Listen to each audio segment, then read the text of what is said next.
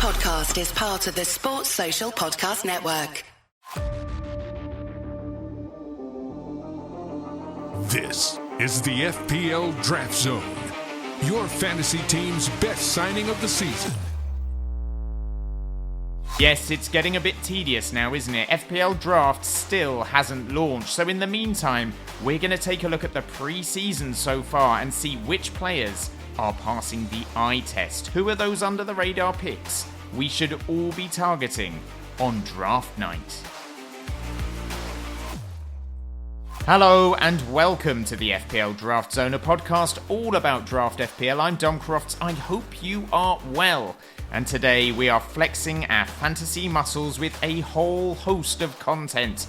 We're talking early pre-season friendlies and what we've learnt so far. We're talking new signings and signings that may well be about to come. And we're also going to look ahead to draft night itself with 7 tips to help make yours a successful one. If you haven't already, make sure you subscribe to the pod so you don't miss any episodes. It would be amazing as well if you could give us a 5-star review on Apple Podcasts or some kind words on Spotify or whatever podcast platform you listen to us on.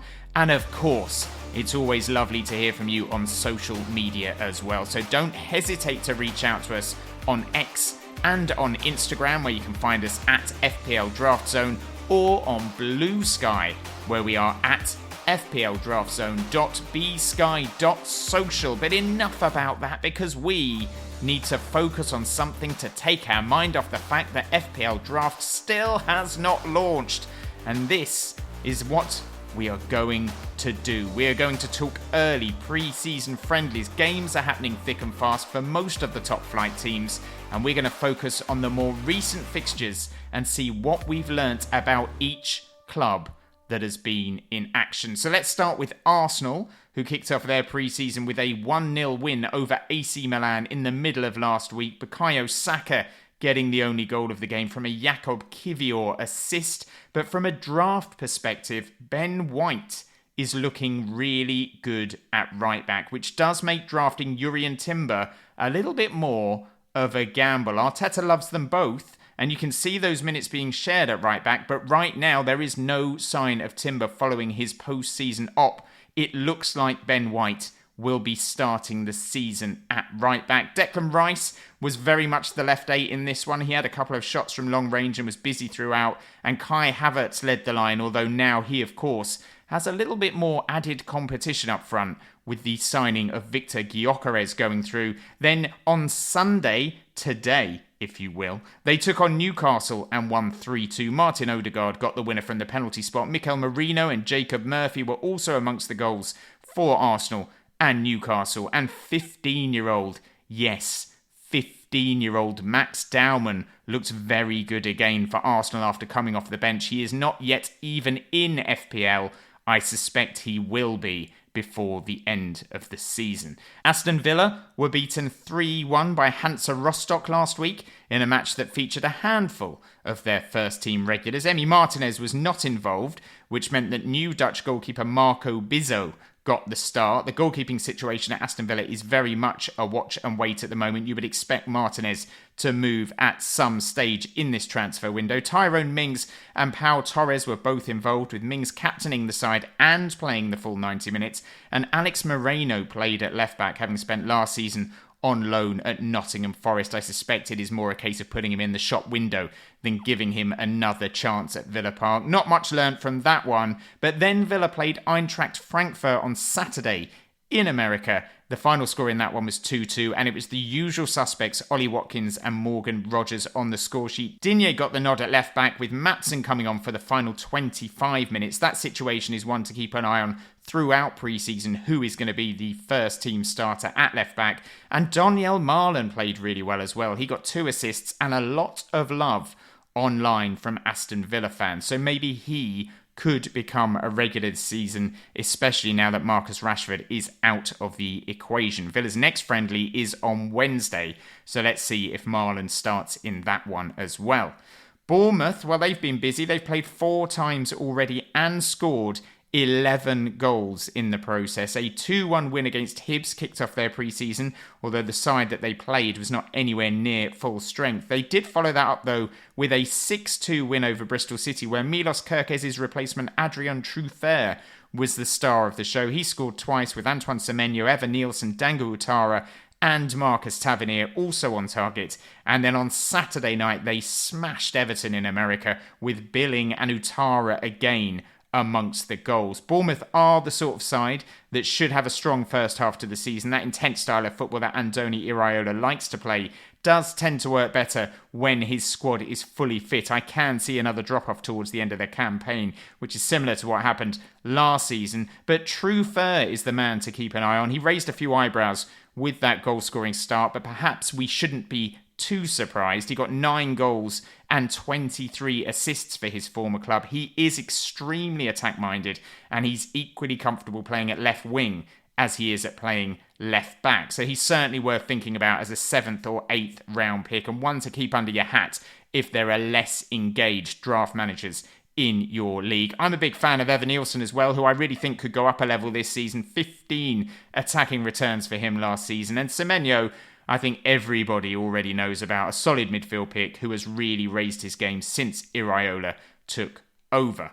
Brentford, well, they began their pre-season on Friday with a 1-1 draw with Gil Vicente of Portugal. Quivin Kelleher, Jordan Henderson and Anthony Milambo made their first appearances in that one, but it was their goal scorer who should be grabbing our attention, and that goal scorer was Igor Thiago. Thiago joined the club last season as a replacement for Ivan Toney, but then he got a really bad long-term injury in pre-season last year, and that ended any hope of him having a meaningful impact at the club. However, his track record suggests that he could make a decent impact on the Premier League if he does stay fit this season. And with rumours that Johan Wissa may be moving to Newcastle, Thiago could easily end up as Brentford's first choice number 9 come the start of the season. Across his career, he's scored 63 goals in 183 games, but it was in his final season in Belgium that really tempted Brentford to splash around £30 million on him. He scored 16 goals in 26 league games. He got 5 goals in 10 games in the UEFA Conference League, and across all competitions that season, he got 29 goals and 6 assists in 55 matches. So an attacking return every 0.63 games. He is the sort of player who won't be on many managers' radars on draft night, and he would be a very strong third striker option if he can break into that Brentford side on a regular basis. The only drawback to keep in mind is his disciplinary record, because in that final season in Belgium, he ended up with 12 yellow cards and a red card, but well worth thinking about, and make sure you add him to your shortlist. Brighton don't play again until the 2nd of August, but they've already had 4 pre-season fixtures and won them all. Danny Welbeck has been amongst the goals. He got 4 in a 6-1 win over Wycombe Wanderers. That was a game that also saw Mitoma and Minte get the nod on the wings. Rutter also played from the start in that one, and he and Mitoma were among the scorers in a 3-1 win over Stoke. Their training camp in Spain was wrapped up with a game against Las Palmas, which they won 2-0 with goals from Ayari and Matt O'Reilly. I actually think a lot of draft managers had high hopes for O'Reilly last season. I certainly did. And maybe if he starts the next couple of friendlies and has a positive impact, a few of us in larger leagues may go there again. He has been linked with a move away to Roma, but a goal and an assist in this one. And maybe if Fabian Hertzler does opt to keep him around, he could prove to be a bit of a hidden gem. One to keep an eye on for sure. And then this weekend, they played again and they won again, this time beating Coventry in a behind closed doors friendly when Ayari scored again and O'Reilly had a goal disallowed. Burnley have had 3 games. They beat Fleetwood 1-0 thanks to former Spurs and Sporting man Marcus Edwards. They drew 1-1 with Wolves, with Brun Larsen scoring for Scott Parker's side and Strand Larsen scoring for Wolves. And then on Saturday they played twice, with the biggest headline of the 2 games being their win over Shrewsbury Town, where Marcus Edwards scored another couple of goals. He is surely the best pick from the Clarets based on their pre-season so far. Palace kicked off their pre-season with a 1-0 win over Millwall. New goalkeeper Walter Benitez got the nod in that one, his first taste of English football, but nothing else much to report from that one. But on Friday, the big guns came out to play, and they played well, beating Crawley Town 3-0. Eze, Henderson and Sarr all started. Mateta got the opener from a Sarr assist. Eze looked great. He scored the second from a Mateta assist. And then for all the talk of defensive contribution monsters like Lacroix, Daniel Munoz reminded everyone what an attack-minded defender looks like, sweeping home the third from a Mitchell assist. So all the usual suspects warming up nicely. They look like they're all going to be fit and firing for the new campaign. And I actually fancy Palace to have a particularly strong season in the league this year. Some of their key assets will be heavily on my radar on draft night. Everton are already 4 games into their Premier League prep. We've already mentioned their defeat to Bournemouth. They've also played their first game at their new ground, with Charlie Alcaraz going into the history books after scoring the first ever goal there in a win over Port Vale. James Garner also scored in that one. And Harry Wilson has been doing the business for Fulham. He scored twice as they beat Aberdeen, with Alex Iwobi again shining, the former Everton and Arsenal man getting an assist in that one. And he is a player that should not be slept on this year. He ended up as the 11th highest scoring midfielder last season in the entire game. He is the first name on Marco Silva's team sheet, and he should absolutely be in your sights on draft night. Unfashionable, but a decent pick nonetheless. Fulham followed up that win with another win against Nottingham Forest, which they won on Saturday night 3-1, with Harry Wilson again getting amongst the goals. 2 more goals for him. He's certainly having a decent pre-season as well. Pereira and Chris Wood were also on the score sheet in that one. Leeds beat SC Verl in Germany, which is a side, I'll be honest with you, I have never ever heard of. But in that game, Sean Longstaff started for the first time since he joined the club, and Joel Pirot scored twice. If he does remain first choice striker for Leeds, he is absolutely one you might be able to pip your rivals to, and he would make a very good third choice option up front. And Leeds then went on to beat Paderborn 3-2 with another goal from Pirot and a goal from Noto as well. They've also drawn with Manchester United in pre-season. That one was a dullard draw, 0-0. Liverpool, well, they started pre-season where they left off, really, with wins against Preston and Stoke. Darwin Núñez scored 4 times across those 2 matches, so if ever there was a warning to take pre-season performances with a little bit of a pinch of salt, it is that. He was not involved, though, in Singapore, when they got a bit of a wake-up call this weekend. They played AC Milan, who Arsenal beat 1-0, and who Arsenal restricted to just 1 shot. And Milan beat Liverpool 4-2. Gravenberch played alongside Van Dijk in the centre of Liverpool's defence. Szoboszlai and Gakpo got the goals for the champions. As well as their game against Arsenal, Newcastle have played and lost heavily to Celtic up in Scotland. That one finished 4-0, and that was despite them putting out a very strong side. And with all the talk of Alexander Isak wanting to leave, and now Tino Livramento wanting to leave, it is difficult to feel confident about the Toon season right now. They have not signed anyone of any note outside of Elanga, and it does feel like they're likely to lose more players than get players in right now. Manchester United have followed up their Hong Kong tour and that early draw against Leeds with a 2-1 win over West Ham in America. Bruno Fernandes scoring twice, Cunha impressing, playing alongside him in one of 2 number 10 positions, and Jared Bowen, he's the man who got the goal for West Ham. Rasmus Højlund started for Ruben Amorim's side up front, and he did quite well, to be fair, so maybe his United career will still have one more chapter to it if the Portuguese manager gives him another chance. It remains to be seen where Bryan Mbeumo will play. Fernandes and Cunha seem to have those number 10 positions locked down, but maybe when Mbeumo does join up and start playing in that side, we will see Cunha pushed further forward. Time will tell on that one. As well as their game against Fulham, Forest have been in action against Monaco, a game they drew 0-0. Their best result of pre-season so far seems to have been the new contract they have agreed between themselves and Morgan Gibbs-White, although anyone who's seen the video of Gibbs-White and Marianakis would probably liken it to more of a hostage situation than a new contract celebration. Seaman Adingra looked lively as Sunderland drew 1-1 with Sevilla, but the Black Cats then followed that up with a 3-0 defeat to Hearts this weekend, although the side they put out in that one was pretty sketchy at best. Mohamed Kudus has started well for Spurs. He looked good in a 2-0 win over Reading. He got an assist in that one. So 2 good midfield options for you in Kudus and Adingra, although you would expect Kudus to be drafted a good few rounds before the Ivorian. West Ham beat Grasshoppers 3-1 with El Hadji Malik Jerf, their new left-back, impressing. He got 7 goals and 2 assists last season in the Czech League, and he was playing in a very advanced role in this one. He got to the byline a lot, he had a shot cleared off the line, and he could easily have got a couple of assists as well, so he's certainly one to think about as a draft option. West Ham obviously followed that up, though, with that defeat to Manchester United, where they were underwhelming at best. And Wolves, well, they followed up that 1-1 draw with Burnley with another 1-1 draw, this time against Stoke City, with Hwang coming off the bench to score for them. So that is where we're at with the pre-season friendlies so far, with much more to come. And hopefully we will continue to learn a bit more as the weeks go by. But a few things to think about from the games we have seen so far. Now, since our last show, a few more draft options have come into the Premier League, and we all have to be happy about that. Hugo Ekitike has signed for Liverpool for £79 million.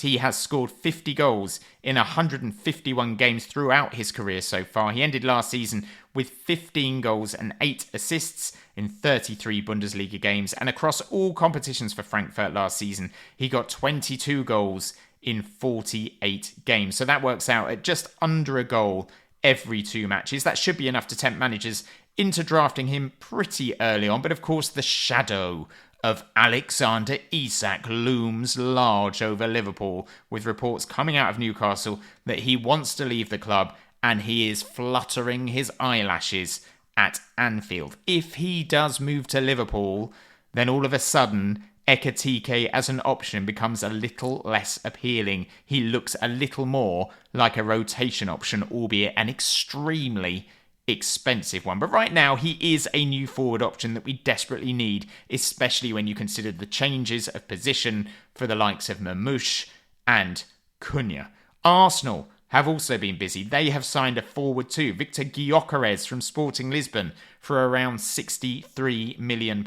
He has been the most prolific striker in Europe across the past 2 seasons. But there are, of course, doubts over whether he can replicate the sort of form he's shown in Portugal in England. I certainly don't think he's going to be getting 50 goals a season in the Premier League, but I do think he will be a success, and I do think he is going to be a strong option for your draft team, and here is why. Mikel Merino and Kai Havertz have looked like quality forwards at Arsenal, and now they have an actual centre forward. So he should be able to shine no problem. We actually ran a poll on our Instagram about Gyökeres, asking what forward position you would rank him at, assuming that Haaland and Isak are the number 1 and number 2 picks from the front line. And 42% of people voted for him as the 3rd best striker option in the game, ahead of the likes of Ollie Watkins and Big Dom Solanke. So it will be interesting to see if he does go that early across the vast majority of draft leagues. I personally would go for Ollie Watkins before Gyökeres, 100% proven Premier League quality. Bryan Mbeumo has also moved clubs. He has joined Manchester United. That one has now been confirmed. He will not be on penalties this season, so that is a drawback for him, but I would still back him to have a successful first season at Old Trafford.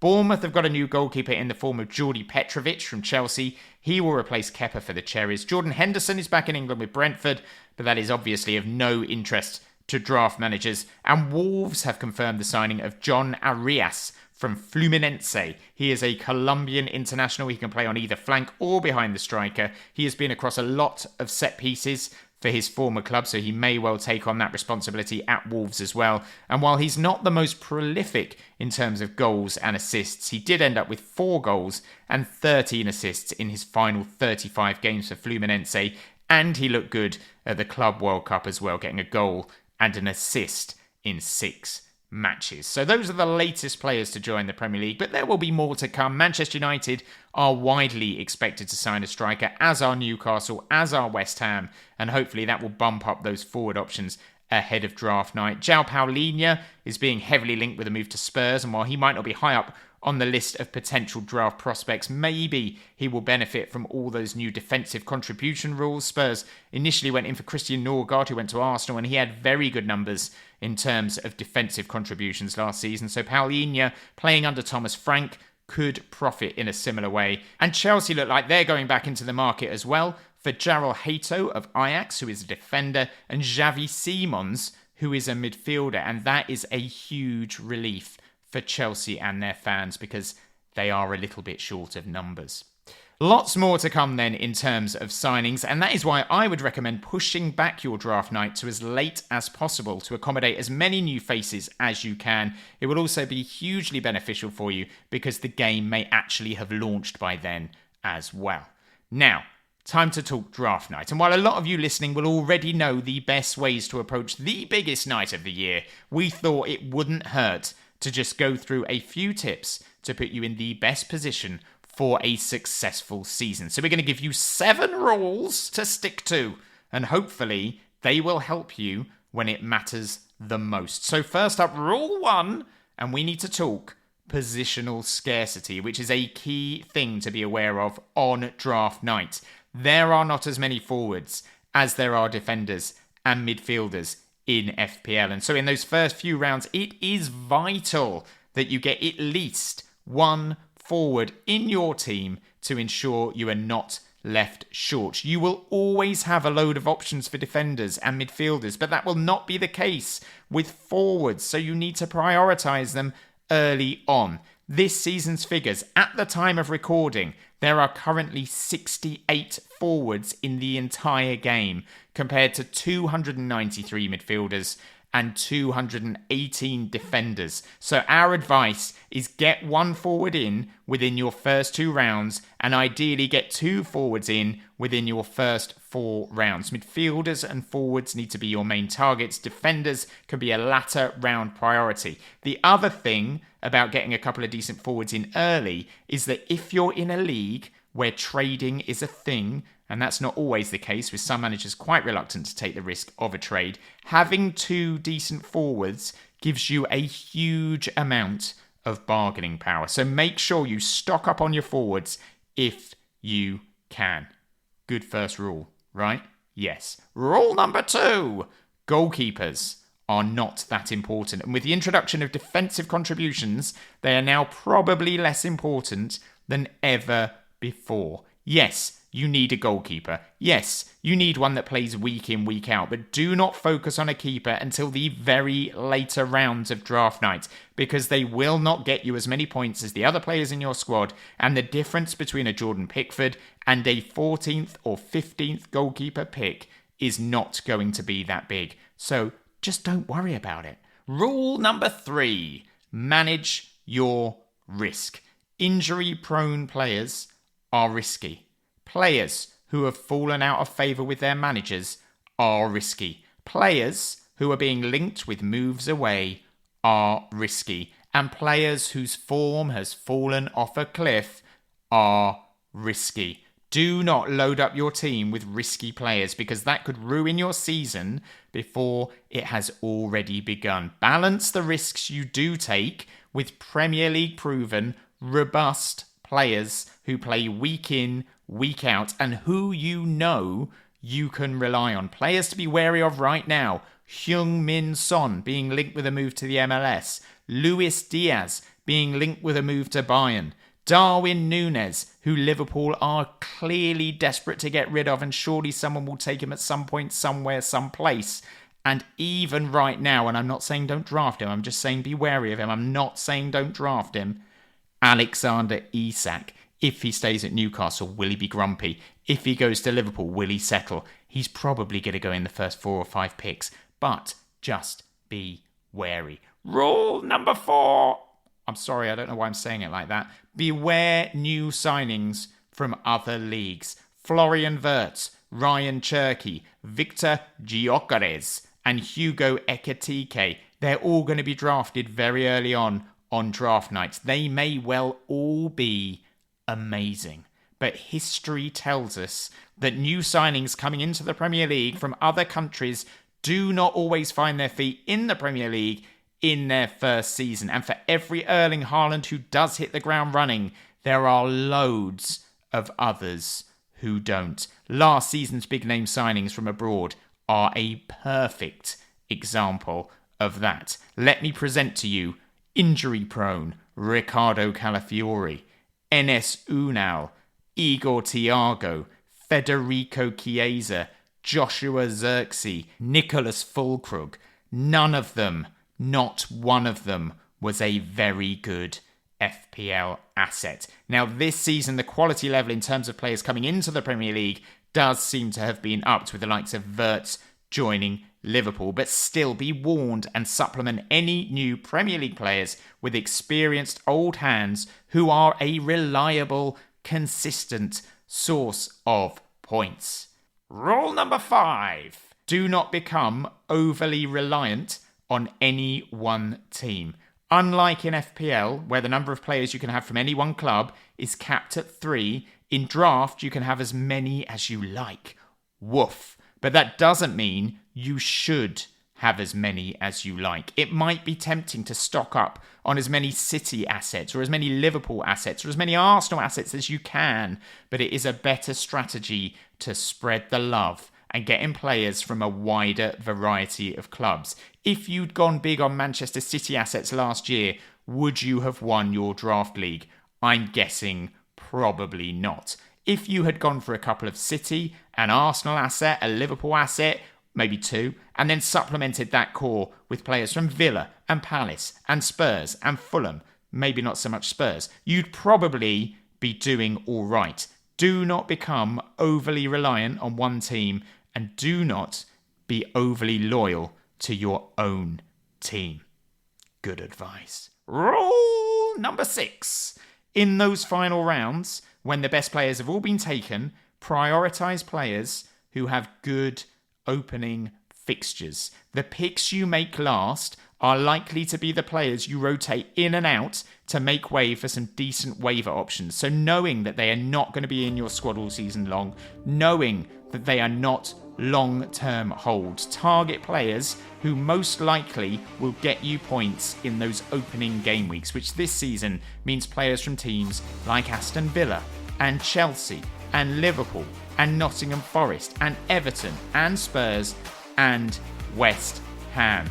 And rule number 7, do some mock drafts. Nothing prepares you better for draft night than doing mock drafts. FPL allows you to do as many as you like, and you want to be doing at least 2 to 3 to get the feel for how the players fall and for how you deal with different draft picks, because getting first pick on draft night is very different to getting 9th pick. And also this season, the new FPL interface could complicate things.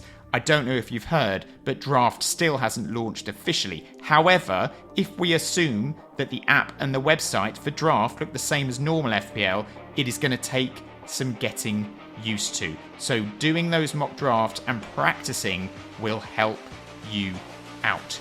Do mock drafts. That was rule number 7, and those are 7 rules to help you win your draft night. Stick to them and you will not go too far wrong, and hopefully it will stand you in good stead for a strong season. Let us know if we have missed any other golden rules that you think are crucial to draft success. You can get in touch with us on X and Instagram at FPL Draft Zone. We're on Blue Sky as well at fpldraftzone.bsky.social, and we are also on Reddit as well. But that is it for today's show. We will be back very soon indeed, by which time surely the game will have launched. But until next time, it is bye for now.